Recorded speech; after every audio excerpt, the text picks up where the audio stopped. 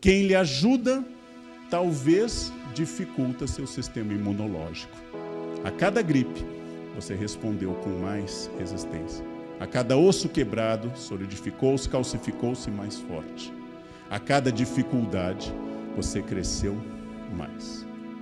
A história não é recheada de gênios vindos de elites privilegiadas. A história é recheada de Machado de Assis, negro, neto de escravos, filho de uma lavadora do morro, e que se tornou o maior gênio da prosa da língua portuguesa. A história tem mais machados do que aristocratas.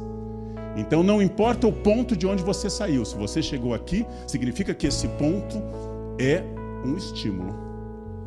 E vamos sair então dessa ideia. O ponto no qual você nasceu, o ponto de onde você veio, a escola que você fez, explica seu passado, do qual o seu controle é médio. Você não escolheu sua família. Mas o futuro é determinado por escolhas. Escolhas que são de causa e efeito, escolhas de mecânica clássica, de causa e efeito, escolhas newtonianas, não. Mas agora você vai começar a tomar escolhas matematicamente adequadas. Significa que se eu voltar a São Paulo, onde eu tenho compromisso à tarde, em velocidade regular, sem beber, respeitando as placas e dirigindo calmamente, eu aumento minha chance matemática de chegar bem a São Paulo. Se eu tomar um vinho pesado, se eu correr acima de 160 e não respeitar as placas, eu aumento a chance matemática de dar problema. É certeza? Não, porque o mundo não é algo totalmente matemático. Pode ser que eu esteja a 60 por hora, nunca tenha colocado álcool na boca e um caminhoneiro sonolento arremeta seu caminhão sobre mim. Nós perdemos um professor que era diretor do nosso instituto, o IFISH, porque um homem teve ataque cardíaco na outra pista da Anhanguera, da Bandeirantes. Perdeu o controle do carro e bateu nele na outra pista, do outro lado. Não era culpa desse homem, não era culpa do nosso querido professor John Monteiro. Ele faleceu por uma casualidade. Faleceu por um acidente. Acidentes ocorrem, mas eu estou falando de chance matemática. Se você fizer exames regulares, comer de forma equilibrada, fizer atividade física orientada e adequada, você tem chance de envelhecer melhor. É claro, tem gente que come bacon diariamente e vai a 100 anos. Nós não temos esse controle. Por isso que é uma bobagem falar de fórmulas. Só a autoajuda fala de fórmulas. A filosofia nos ensina a fazer boas perguntas e não a dar só respostas. Primeira pergunta: seu controle sobre a vida é parcial. Se suas escolhas fossem uma ordenada e o acaso fosse uma abscissa, se você não sabe isso, não sei como entrou aqui, se sua escolha fosse uma ordenada e a sua vida fosse uma abscissa, as escolhas aleatórias e as escolhas racionais, nós poderíamos dizer que a sua vida sempre será uma curva tensa entre o que você decide e o que o mundo decide, entre o que Maquiavel chama de fortuna, o acaso, e virtude, a virtude, a capacidade, especialmente no capítulo 18 do Príncipe. Ou seja, você sempre será uma curva tendente, cada vez mais, a buscar suas escolhas. E que escolhas são essas? Você é uma realidade física. Então, você não é um corpo que habita uma alma, como pensa a teologia medieval. Você é também um corpo. Não é um corpo receptáculo de uma consciência. Você é um corpo, pelo menos na minha concepção. Significa que esse corpo tem que ser cuidado. Você não encontrará apoio decidido para seus estudos de muita gente.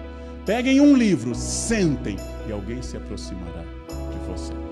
Já que você está fazendo nada, vamos conversar. E isso é automático. Isso é automático. Eu vivo em uma casa de livros, para livros, que vive dos livros, vivo em meio a uma biblioteca e nem na minha casa eu consigo a ideia de que ler é trabalhar. Nem na minha casa. Então imaginem no pátio do IFISH. As pessoas não sabem que ler e estudar equivale a um ato sexual. Não pode interromper muitas vezes. Especialmente na minha idade. Tem que ir do início ao fim, reto, direto, senão você perde o foco. Diferente de outras atividades igualmente dignas, como lavar uma louça, que você pode interromper qualquer prato a qualquer momento e voltar a ele, a ideia e a concentração de um livro você não pode voltar. Por isso, a decisão de ler não vai contar com o apoio dos colegas de república ou da família. Quem está lendo está se distraindo, está passando o tempo e as pessoas vão interromper. Seu inimigo, todo mundo. Todo mundo ao redor e uma pessoa no seu bolso chamado celular, que vai mandar uma saraivada de mensagens quando você estiver concentrado. Quem quer ler, desliga o celular. Quem não quer ler, deixa o WhatsApp aberto. Senta em um lugar público e começa a ver o que está ocorrendo no mundo. Aí é melhor ficar no WhatsApp, não percam tempo lendo. Então é uma decisão, eu quero estudar. Eu quero estudar e eu quero estudar porque isso fará toda a diferença. Fez toda a diferença na minha vida. Ter entendido que enquanto alguns colegas dizem, nossa, são 3 livros para o exame de História Moderna. Eu achava que História Moderna era tão vasto o período do século XV ao XVIII, que 3 livros eram poucos para tudo que nós deveríamos saber. E buscava mais. Não sempre e não todas as vezes, mas buscava mais. Quem faz o suficiente atinge um patamar de excelência suficiente. Quem faz mais atinge um patamar de excelência. Então, o primeiro passo, a faculdade é sua. A Unicamp vai lhe emprestar o bom nome do diploma que abre portas. A Unicamp vai lhe emprestar grandes e boas bibliotecas, grandes e bons laboratórios, excelentes profissionais, todos doutores, muitos livros docentes, a maioria com conexões com o exterior. A Unicamp é pioneira e enfatiza a pesquisa ainda na graduação. Temos uma feira de iniciação científica que é uma das maiores do Brasil. Na Unicamp se entende que a função de um aluno não é reproduzir o conhecimento, mas estudar como ele é feito.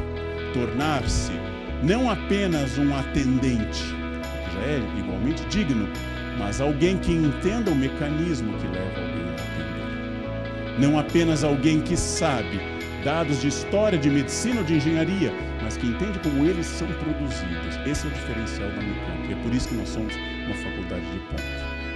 Absolutamente de ponta. A ênfase na pesquisa. E isso vai criar uma nata, uma seletividade. Bom, maus governos, ouçam o tio. Ouçam o tio. Maus governos são como herpes. Voltam sistematicamente. Também não devem ser o foco desse momento. Você sempre terá consciência política, é justo e lícito, é previsto na Constituição como direito o protesto. E sempre devemos protestar quando algum valor fundamental de atacar a liberdade seja feito. Mas lembrem-se, quando eu comecei minha faculdade, nós vivíamos ainda a ditadura militar. E na ditadura militar, era certo que um governo que torturava, que no caso já não existia mais a AI-5, se extinguiu em 79, esse era um governo que tinha que ser superado.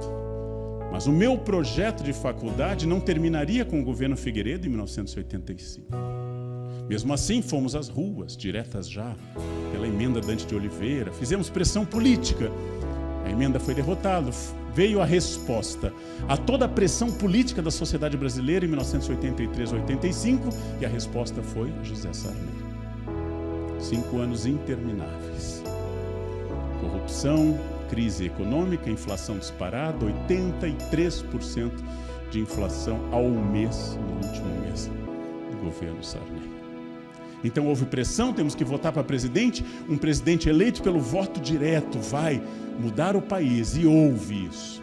E a resposta à pressão democrática foi a eleição de Fernando Collor de Mello. Minha avó dizia à minha tia que reclamava do marido, fica com ele, porque ele ronca, o próximo pode bater, fica com o que ronca. Não, o próximo pode ser violento. Não é que nós devemos aceitar situações políticas, mas você tem que ter clareza que ao lado da sua consciência política existe seu projeto biográfico. E um não pode somar-se inteiramente ao outro. Estudar é um ato político. Vocês têm raiva do governo? Não gostam de algum ministro da educação? Tem resistência a alguma autoridade da República? Vocês podem e devem protestar, mas a maior vingança de alguém é estudar e se tornar um bom profissional. Como eu digo aos professores públicos, que eu trabalho com capacitação, se você odeia o governo, dê aula. Dê muita aula, porque isso é poderoso contra qualquer governo.